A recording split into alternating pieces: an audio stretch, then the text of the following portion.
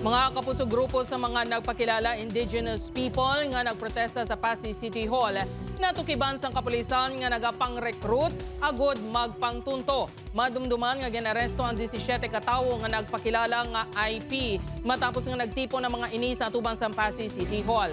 Nagpahamtang ang mga ini isang dako nga tarpaulin sa diin ila ginaangkon ang 50 ka hektarya nga duta lakip na ang ginatindugan sang City Hall kag iban pang establisimento sa lugar. Sunod sa Pasay City Police, nagwa sa investigasyon nga ang grupo hindi rehistrado kag lehitimo buot silingon, illegal ang mga ini. Napasakaan na sang kaso ang mga arestado kag posible madugangan pa bangod may pila pa ka individual nga at large matapos magpalagyo.